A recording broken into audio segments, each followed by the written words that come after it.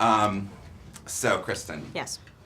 it's exciting to talk to you about this because I think after 5 years, you've really done something, and I don't know that it's something you set out to do, but you've created a franchise, and it's sad that we live in a world that even has to be this way, that is about a strong girl with strong convictions, who's not always strong, but is a strong sense of who she is, and sort of never wavers.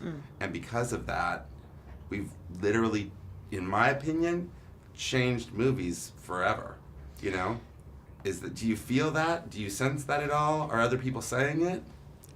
Yeah, no, that's like commonly talked about. I think that if anything, we sort of shed light on an enormous gap that's been wanting to be filled for a really long time, and sort of told everyone that it's possible.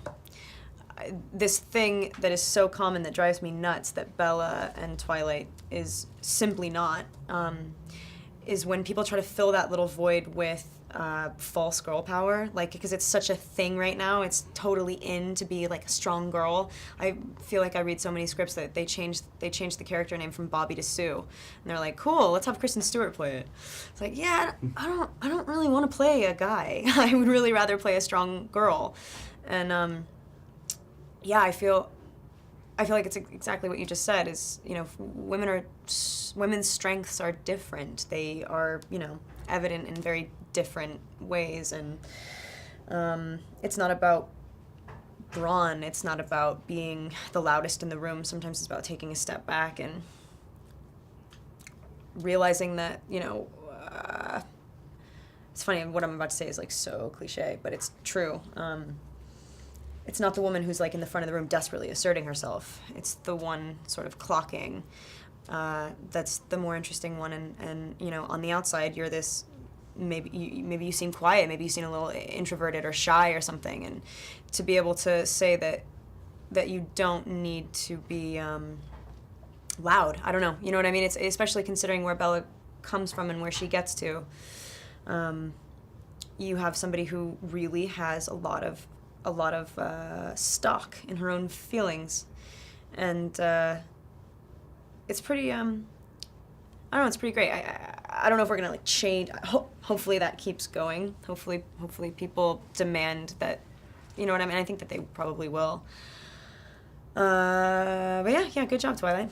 Well, I mean, when I from when I started doing this, it was working on a movie like Legally Blonde, and that's totally different. But it was a moment where people were like, wow, women can sort of drive box office and can appeal to, you know, different things. And I think that, you know, there's also this word that kind of has been overused, I think, in the last several years, and people really like it, you know, awkward. But there's something about the fact, I think, that Bella could be genuinely have moments of awkwardness, pure, but was never not who she was. Right. And she always knew who she was. And I think the greatest thing about this and sort of her moment of becoming a vampire is it just takes all those things and amplifies them and then throws some power behind it. Yeah, it's true. Were you aware of all that while you were playing that? Or was it sort of like, while you're making the two movies together, it was like, oh, we're Vampire Bella now, and so it's like... time to be sexy and strong. Yeah. No, I was so lucky to be able to play human Bella for so long that everything that makes Vampire Bella great was so natural, and I knew where it was coming from. It wasn't like, you know, all of the vampires have powers for a reason. We didn't get to see where they lived in their human lives, but with Bella, it's like all of the progressions are so there. It's not like it is a random idea for her to have a shield. It actually is very fitting. It's not, you know, it's not a completely arbitrary thing that she can drop everyone's guard. That she, you know, like, there's just no lying. You know what I mean? I think that really says something about her. I think as much of a physical thing as it was, and it was cool to be strong and fast and everything like that. It was nice to just see a fully realized version of Bella. Yeah. Well, I love, because I think that this part of her that's sort of the thing that Edward can never see, because it's the thing that people guard themselves, that it actually was able to transfer into not only was able to guard you as a person, your feelings, whatever Bella's feelings, you were able to project it and really protect and guard. Yeah. And seeing that come alive was pretty awesome. Yeah, it's sick. I love it. I mean, like, also, I think it's interesting, the fact that she's changed while she's giving birth. She's a leader of that family. I mean, she'll be a mother forever. Do you know what I mean? Even if her daughter grows up and whatever, there is that innate caretaking aspect to her.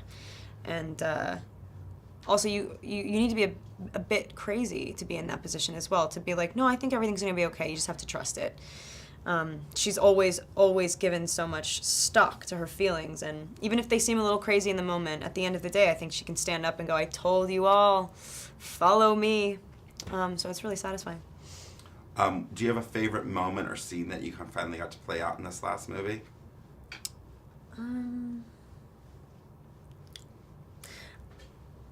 I think the first hunt is something that I've always really loved.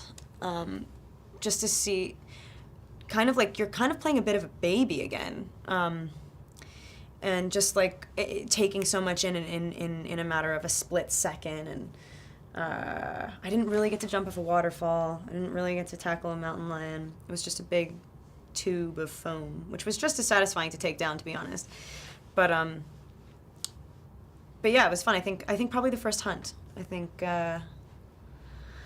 it was difficult. That one's a really hard thing to pull off because it's so. I mean, it's so extreme. But I feel like I got to taste what that would kind of feel like.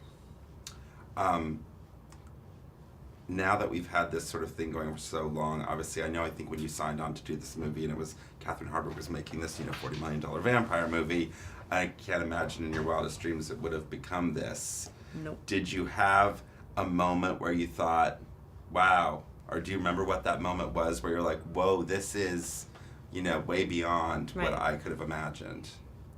Yeah, I always go back to Comic-Con.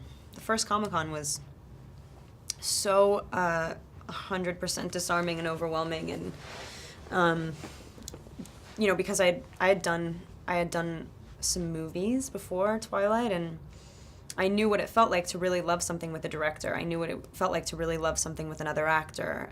Like, you make something together, you're both really moved by it. It's the most amazing feeling. It's if you can like something together or hate something together or find something funny together, it's suddenly 100 times more, rather than just having that experience on your own. And so when we sat, all of us together, in front of 6,000 people or something like that, that energy is the most. I mean, I knew that this was not. I knew it was going to get bigger. I was like, this isn't going to just stop. I mean, because it's contagious. That energy it's like fire. It catches. And I had never seen that before. And I had done a few movies. So probably Comic-Con.